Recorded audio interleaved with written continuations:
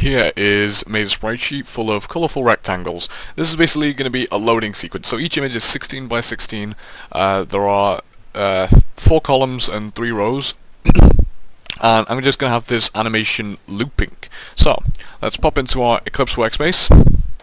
First things first, I have gotten rid of the old sprite sheet, and I've put in the loading sheet.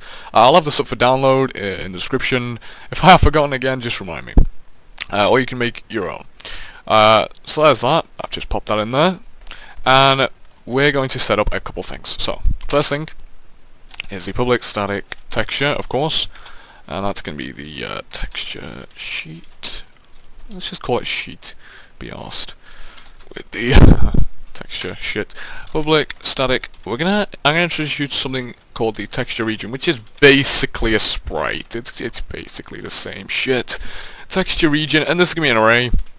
So it's literally gonna be an array full of all these texture regions, basically. So you know, the first one will be this one, and then the second one will be this one, and so forth. You remember arrays. You should do anyways. We're going to title this sheet frames. In fact, we'll just title it frame. Yeah, sheet frames is alright. Public static, and just a standard texture region, and this is going to be our current frame. Okay, so that's the one that we'll be currently rendering. And we are also going to need an animation object.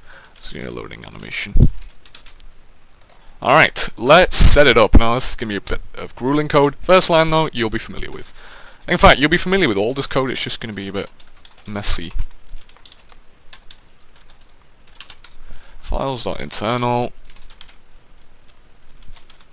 And I'll introduce you to, like, you know, files.external and shit like that in like tutorial 40 something. So next thing is we're going to create a temporary texture region multi-dimensional array. Yeah. And it's literally going to be the texture region dot split. It's literally going to contain the textures from the texture sheet, but in a multi-dimensional array for a reason I don't know. If I could be bothered to actually look into it, I would know. But you know what? I just went with it. The width. So we're just gonna get. So this is the width of each tile. All right, and that is 16 by 16. All right, awesome. So yeah. Now we're gonna get our sheet frames, which is just a single array, and that's gonna be equal to a new texture region 12, because we've got 12 images. Yep. All right. We've got 12 images, so there's gonna be 12 images in our sheet frames. Now we're gonna make an index of O. I'm gonna do a for loop into I equals O. I'll explain this bit after I've written it. Just go with it for now.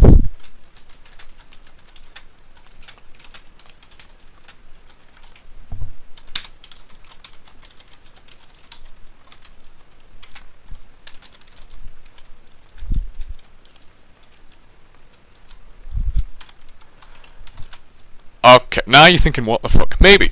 If you're clever, then you'll spot what I've done. If you haven't spotted what I've done, you're not stupid. It's okay. I'll walk you through it. Okay. So, what have I done here? I've got a temporary index variable. Okay, that's just to count, you know, each texture 1, 2, 3, 4, 5, 6, all the way up to 12. All right. And I've also got a dual for loop. Okay, this is going through everything in this. Okay, this is going through all the textures in the temp.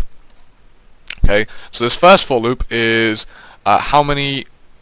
Literally, okay, when you're doing animations, just copy this, and this number is going to be the amount of rows you've got, and this number is going to be the amount of columns you've got. Okay, it's gonna get the temp.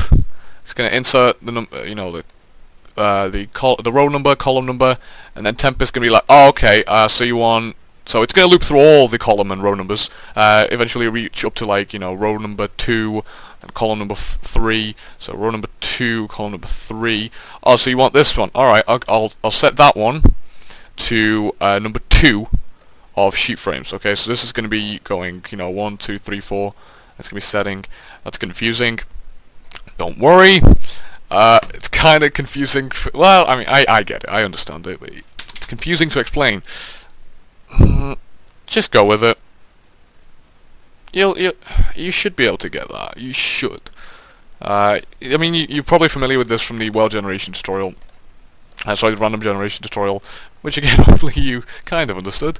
Anyways, let's move on. So, second thing we need to do, we actually need to flip all these images, because we haven't done that yet. So we're going to go for int I equals o I 12 I plus plus. And so this, we're just going to be looping through all 12 images, okay? Sheet frames I dot flip. And this is far easier to look at. So we're literally going to go through this method 12 times. So we have sheet frames 1, sheet frames number O, we're going to flip it, sheet frames number 2, we're going to flip it, sheet frame number 3, we're going to flip it, and so forth. After we've done all that bullshit, we're going to go loading, animation, this is our animation object, new animation. We're going to have each frame play at 0.2f. That's 0.2 seconds per frame. You can just play around with that, and we're going to get our frames from the sheet frames. Wow, okay, so hopefully you're okay with that. We're going to move back to our game screen now. So the first thing is I'm going to create a float called state time, and this is literally just going to keep track of time.